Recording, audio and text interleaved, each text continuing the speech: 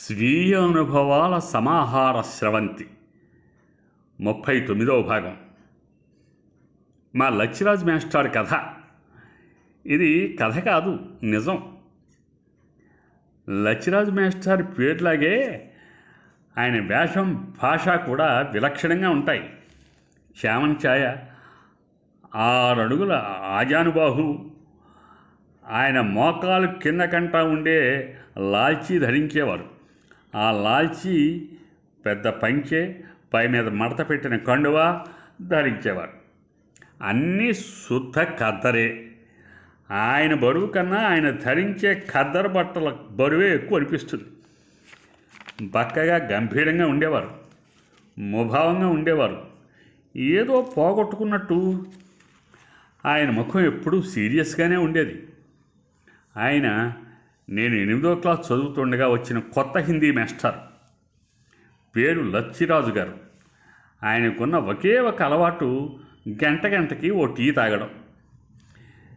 క్లాసులోకి రాగానే పిల్లలందరం వంక చూసి ఎవడు ఎర్ర చొక్కా తొడుక్కున్నాడో వాడిని పిలిచి డబ్బులు ఇచ్చి, ఒరేయ్, ఎదురుగా ఉన్న టీ కొట్లోకి వెళ్ళి నీ చొక్కా రంగులో ఓ టీ చేసి మన పట్టాడా, వేడిగా ఉండాలని చెప్పు, హిందీ మాస్టర్కి అని చెప్పు అని చెప్పి ఆ టీ వచ్చిన తర్వాత తాగి మెల్లగా ఓ పాఠం తీసి 2 ప్రశ్నలు చెప్పి వాటికి జవాబులు చెప్పి రాసుకోండిరా అనేవారు.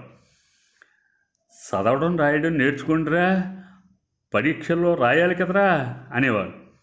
అలాగే ఆవు కాంపోజిషన్, గాయ్ హమారా సీదా సాదా జాన్మర్ హై అంటూ అలాంటివే ఇంకో 2-3 కాంపోజిషన్లు బట్టి పట్టించాడు. ఆయనకి ఈ విద్యా విధానం మీద చాలా అసంతృప్తి ఉండేది. ఆయన వ్యక్తిత్వంతో పాటు వ్యక్తిగత జీవితం గురించి కూడా చెప్పుకోవాలి. ఆయన గోదావరి జిల్లాలోని ఓ గ్రామం ఆయన స్వస్థలం. చిన్న వయసులో చదువు అబ్బకనో, చదువు మీద శ్రద్ధ లేకనో స్కూల్కి వెళ్ళలేదుట. పొలంలో వ్యవసాయం చేసుకుంటూ ఉండేవారట. ఏదో సందర్భంలో చదువు సంఖ్యలు లేనివాడని ఎవరో గేలి చేయడంతో పౌరుషం వచ్చి చదువుకోవాలన్న పట్టుదల పెరిగిందిట. కానీ 20 సంవత్సరాల వయసులో స్కూల్లో చేరి చదువుకోవడం సాధ్యం కాక చదువుకోవాలంటే ఏం చేయాలని చదువుకున్న ఉపాధ్యాయుల్ని గట్రా సలహాలు అడిగేవారట. ప్రైవేట్గా మెట్రిక్ కట్టొచ్చని తెలుసుకుని ఆ ప్రయత్నం మొదలెట్టారట. కానీ ఆయనకి కావాల్సింది డిగ్రీలు గట్రా కాదట, ఉపయోగపడే చదువు. తనతో పాటు 10 మందికి ఉపయోగపడే చదువు కావాలి, అది చదవాలి. తనకి చదువు రాదని గేలి చేసిన వాళ్ళ ముందు ఓ గొప్ప విద్యావేత్తగా తరగరయ్యాలి. అందుకేం చెయ్యాలని ఆలోచించగా ఎవరో ఓ పెద్ద ఆయన విద్య నేర్చుకోవాలని ఈయన కసి పట్టుదల చూసి ఓ ప్రముఖ హిందీ పండితుడి దగ్గరికి తీసుకెళ్ళి హిందీ నేర్చుకోమన్నారట. అంతే, ఈ లచ్చిరాజు గారు హిందీ అభ్యసించడం మొదలెట్టారు. ఎంత పట్టుదల గల మనిషి అంటే, హిందీ భాషలో ఎన్ని పరీక్షలున్నాయో అన్నీ, ఈ ప్రాథమిక, మాధ్యమిక మొదలు చివరిదాకా ఎన్ని పరీక్షలున్నాయో అన్ని పరీక్షలు వేసైపోయారట.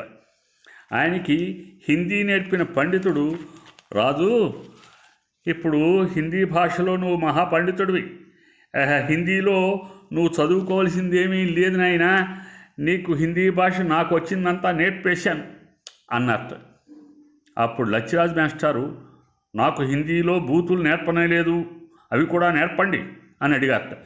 ఆ పండితుడు లచ్చిరాజ్ మాస్టర్ పట్టుదల చూసి తనకు తెలిసిన హిందీ బూతులన్నీ కూడా నేర్పారట. ఆ రోజుల్లో మూర్తిరాజు గారని ఆయన ఉండేవారు. ఆయన విద్యాదాత, రాజకీయ నాయకుడు కూడాను. ఆయన తన తండ్రి గారి కోరిక మేరకు 100 పాఠశాలలు స్థాపించారు. ఈ లచ్చిరాజు గారికి హిందీ భాషలో ఉన్న ప్రతిభను గుర్తించి వాళ్ళ స్కూల్లో ఓ హిందీ టీచర్ ఉద్యోగం ఇచ్చారు. ఆ తర్వాత కొంతకాలానికి ఆ ప్రైవేటు స్కూళ్ళు జిల్లా పరిషత్తు స్కూళ్ళుగా మారాయి. అంటే అవన్నీ గవర్నమెంట్ స్కూళ్ళు అయిపోయాయి అన్నమాట. ఆ సందర్భంగా లచ్చిరాజు మాస్టర్ని మా ఊరు హై స్కూల్కి హిందీ మాస్టర్గా ట్రాన్స్ఫర్ చేశారు. అప్పట్లో హిందీలో 7 మార్కులు వస్తే చాలు, పాస్ చేసేసేవారు. ఎస్ఎస్ఎల్సి పబ్లిక్ పరీక్షల్లో కూడా 7 మార్కులు వస్తే పాస్. హిందీ మార్కుల్ని టోటల్ మార్క్స్లో కలిపేవారు కాదు. మిగతా సబ్జెక్టులన్నీ కలిపి టోటల్ మార్కులు చూసేవారు. హిందీ సెపరేట్ 7 మార్కులు వస్తే చాలు. ఇదిగో ఇలాంటి విషయాల మీద ఆయన చాలా అసంతృప్తిగా ఉండేవారు. ఇలా అయితే హిందీ ఎవరు చదువుతారా, ఎవరు నేర్చుకుంటారు?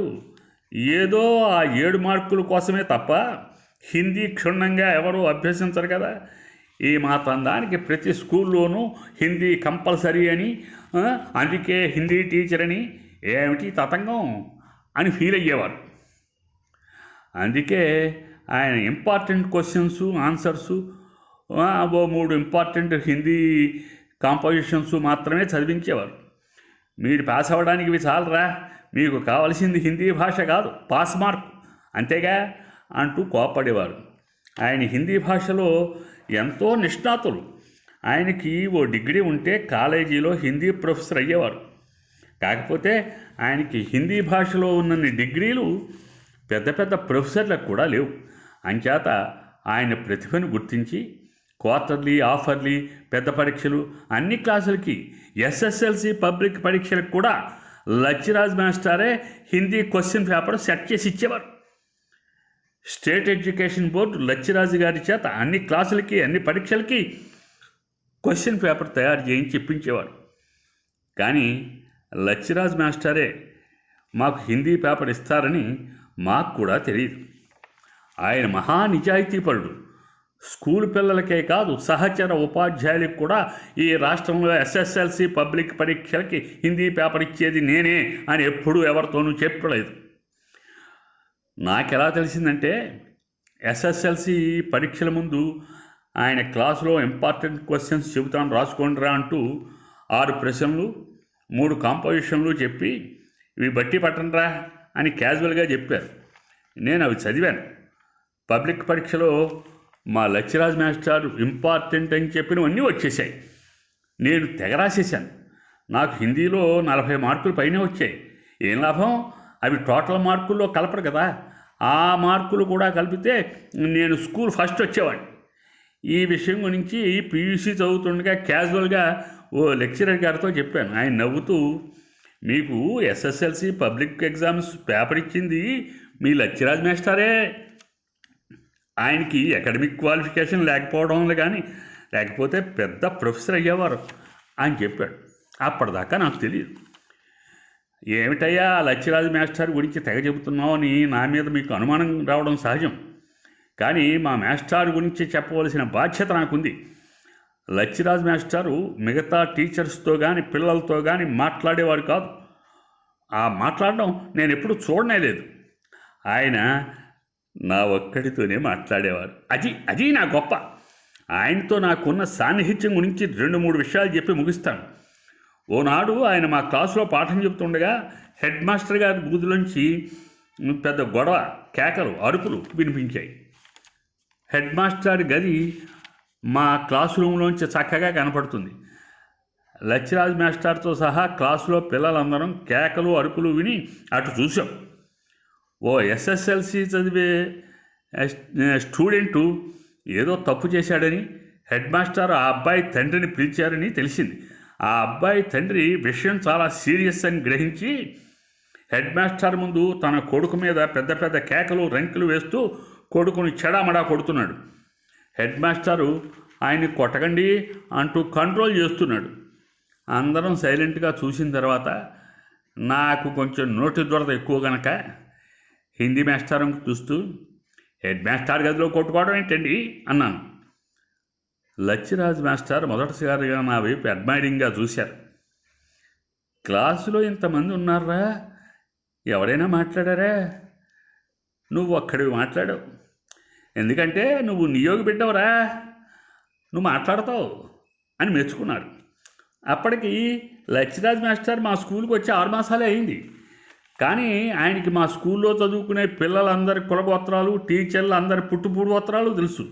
మా నాన్నగారు ఎలిమెంటరీ స్కూల్ టీచర్ అని కూడా ఆయనకి తెలుసు. ఆయన అబ్జర్వేషన్ ఎంత గొప్పదో గ్రహించండి.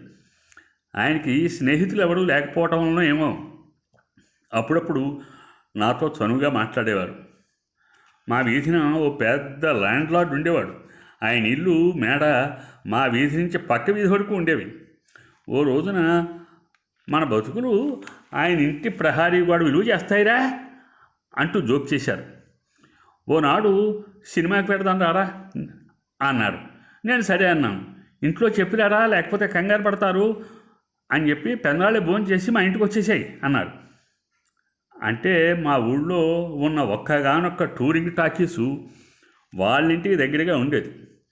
ఎప్పుడో రాత్రి 7 గంటల తర్వాత సినిమా వేసేవారు. నేను 6 గంటలకు బయలుదేరి మేస్టార్ ఇంటికి వెళ్ళాను.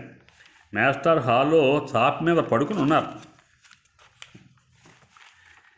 ఎవరైనా కొత్త వాళ్ళు సడన్గా చూస్తే హస్తిపంజరం అనుకుంటారు. బొత్తిగా కండలేదు. ఆయన భార్య లోపల నుంచి వచ్చి నన్ను చూసి పాలకోవ బిళ్ళ 4 ప్లేట్లో పెట్టి పట్టుకొచ్చి ఇచ్చారు. నేను అవి తినేలాగా ఆయన చొక్కా పంచా ధరించి పై మీద కండువా వేసుకుని తయారయ్యారు. ఆవిడ టీ ఇచ్చారు. ఆయన తీసుకున్నాడు. ఆయన ఆ టీ తాగి నాతో బయలుదేరేలోగా నా అబ్జర్వేషన్ ఏమిటంటే భార్యాభర్తలు ఇద్దరు పెద్దవాళ్ళే, ముసలాళ్ళు. పిల్లలు ఉండే ఉంటారు, ఎక్కడో ఉద్యోగాలు చేసుకుంటున్నారో ఏమో తెలియదు.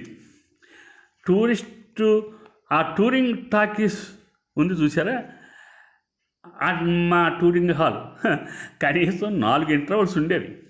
ప్రతి ఇంటర్వెల్లో ఆయన టీ తాగేవారు. ఆ సినిమా అయ్యాక బయటకు వచ్చి వాల్ పోస్టర్ వంక ఆగి చూస్తున్నారు. నాకు నవ్వు ఆగింది కాదు. సినిమా చూశాక వాల్ పోస్టర్ చూడడం ఎందుకు అని. ఆ సినిమా పేరు ఆత్మగౌరవం. నాగేశ్వరరావు వగైరా నటించారు. అన్నపూర్ణ వారి చిత్రం. అది కె. విశ్వనాథ్ గారు డైరెక్ట్ చేసిన మొదటి చిత్రం. ఈ విషయాలన్నీ అప్పుడు నాకు తెలియవు. చాలా ఏళ్ల తర్వాత నేను చెన్నైకి వచ్చాక తెలుసుకున్నానన్నమాట. అప్పట్లో ఆ సినిమా మీద మా లచ్చిరాజు మేస్టార్ కామెంట్ ఏమిటో నాకు ఎప్పటికీ గుర్తుంది. మేస్టారు వాల్ పోస్టర్ చూస్తూ, ఒరేయ్, ఈ సినిమా తీసిన వాళ్ళకి ఆత్మగౌరవం ఉందో లేదో నాకు తెలియదు కానీ నాకు చాలా ఆత్మగౌరవం ఉంది రోయ్ అన్నారు. నాకు అర్థం కాలేదు. అయినా చిన్నగా నవ్వానంతే. ఇప్పుడు తలుచుకుంటే ఆయన మాటలు గుర్తు చేసుకుంటే ఎంత లోతైన మనిషో అన్న భావంతో ఎంతో గౌరవం అంటే రెట్టింపు గౌరవం కలుగుతోంది ఇప్పుడు. ఇప్పటికీ ఆయన రూపం నా కంటి ముందు ప్రత్యక్షం అవుతూనే ఉంది. రేపు మరో కథతో కలుస్తా. నమస్తే.